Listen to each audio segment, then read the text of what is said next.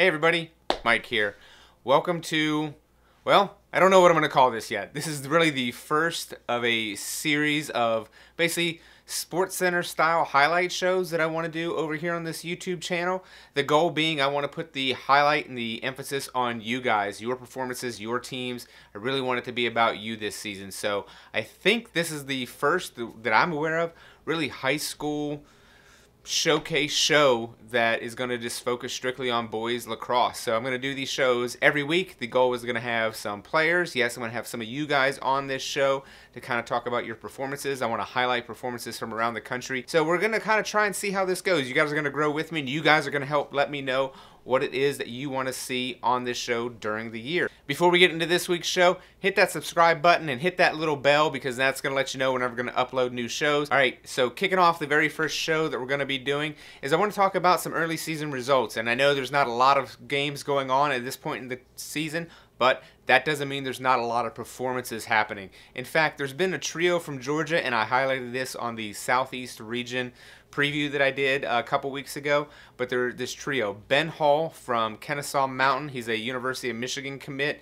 We have Eric Malever, he's from Woodward Academy, he's a University of Maryland commit, and we have Brooks Barrow, he's from McIntosh. These are all juniors, keep this in mind, because all three of them started the season. A couple of them have 2 games in, but they've already all put themselves on the 2019 high school stat leaders. It's one of those things that you see throughout the year, and it's usually you see a lot of these results in the early season. Teams are kind of just getting started. Some teams are a little bit more prepared than others, and you get the kind of these big scoring games. So what these three did is Ben Hall actually scored 15 points in his opening game of the year, and obviously it's still early, but 15 points in a game is obviously a pretty big number, and he immediately took over the lead for the season stat leaders for the most points in a game list. He had 8 assists, 7 goals in a game. That 8 assists puts him atop the list. Again, really early in the season, but he's at top right now.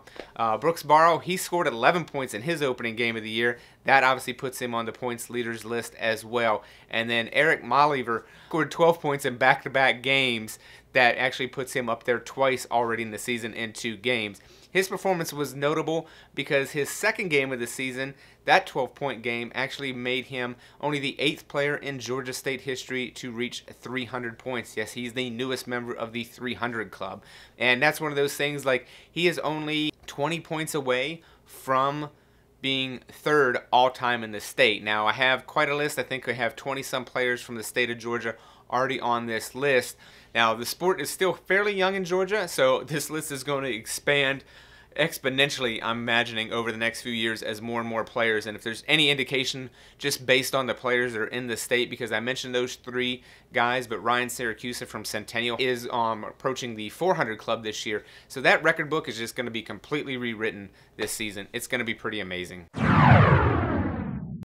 What I want to do now is I want to bring Eric Malever onto the show. We did a quick Skype interview earlier a couple weeks ago right after he hit 300 points. So we're talking a little bit about joining the 300 club. I'm here with Eric Malever. He's a junior at Woodward Academy in Georgia.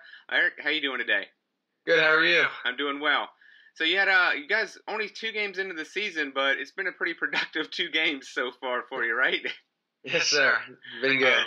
So just so anybody doesn't know, you recently joined the 300 club, hit your 300th career point in the 2nd game of this year, which was pretty impressive. How I guess I'm pretty sure I know the answer, but how aware are you or were you of how close you were entering this year? I was pretty aware. I knew last year that I finished the year at 285, so I was 15 away. I know I try not to count stats during the game. I really want to win the game. Yeah. I knew that I was that close, so I was like, I'm 3 away. Like, I'm gonna get this game. Like, let's go. So I knew I was pretty close to the 300 mark. Yeah. So were your teammates aware? Did anybody say anything like after you got it? A couple of my teammates were aware. Like some of my attackman friends knew. So yeah.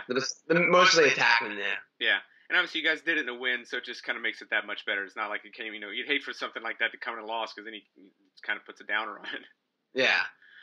So what does it mean? Because we were talking a little bit before we started recording that, obviously Georgia's record book has been, like, the sport is still pretty young, fairly young in the state relatively, but you along with Ben Hall and Brooks Barrow at McIntosh. Like, you guys are kind of working to rewrite that record book this year. Obviously, Nikki and Nathan did their job a couple years ago, and there's several guys up there, but I have you as only the 8th guy to hit 300, and that only puts you like about 20 points away from where you are now to be 3rd all time behind Nikki and Nate. What comes to your mind whenever I say that? Like, what goes through your head?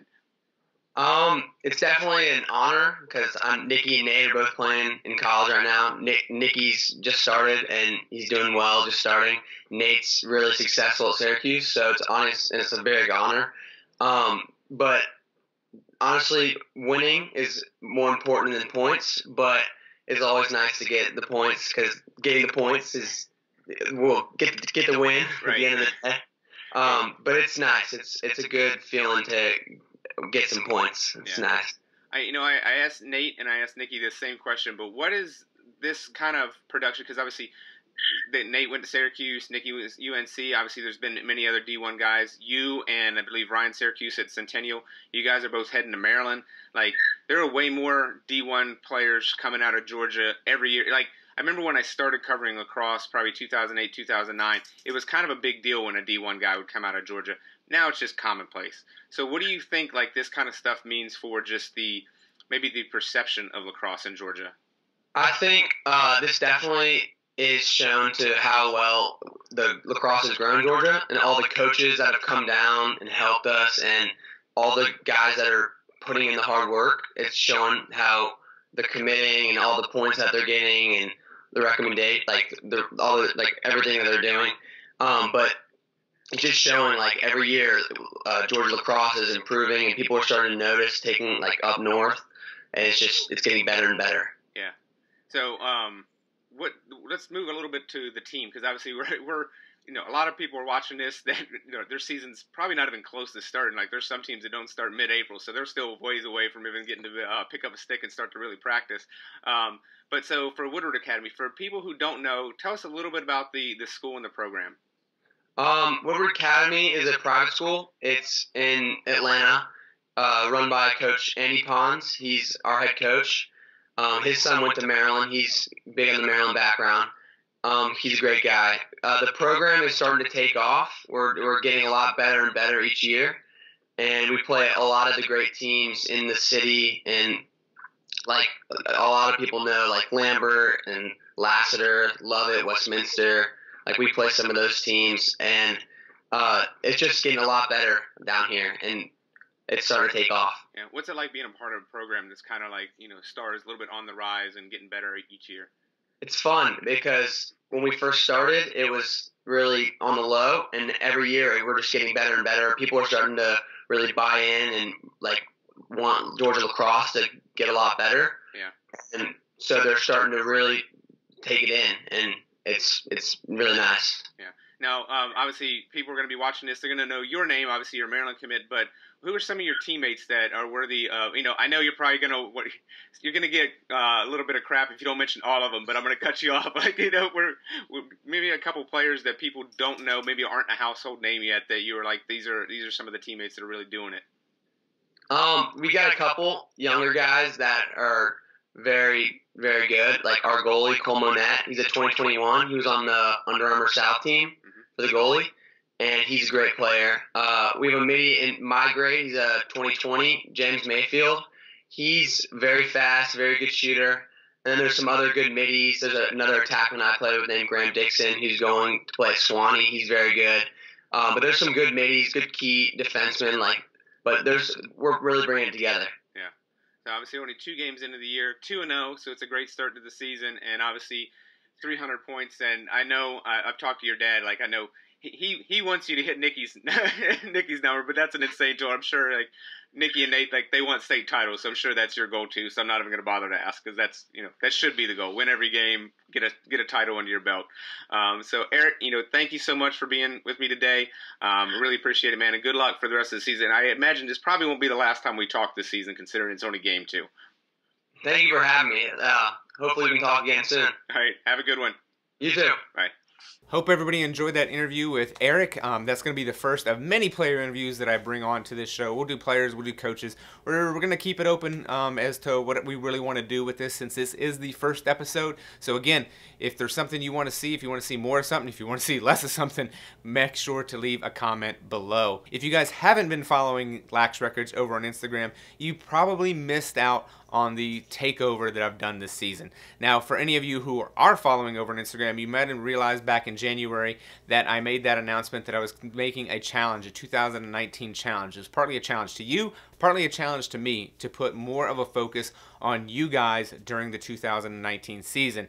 And part of my goal with that was putting the Instagram channel in the hands of you guys. So with that, the first person out of the gate to do it, or the first team rather, was Immokalee out of Florida. So Coach Ricard took over the Instagram channel all of the first week of the season when they were starting their preseason during the week of Valentine's Day. So we actually got a lot of footage of kind of behind the scenes, what the footage is like. But my favorite part of his takeover was getting to listen to the players. Some of the players told us what they love about lacrosse, what it means to them, what Immokalee means to them. You can see the entire story over on Instagram. And that is not the last one. I literally have teams lined up for every week during the season. Basically, once March starts, we're going to be going week by week. Some weeks have 2 teams. So it's a really exciting season that we have planned over on Instagram. And again, you can follow me at Lax Records. So let's talk to some of the players from Immokalee.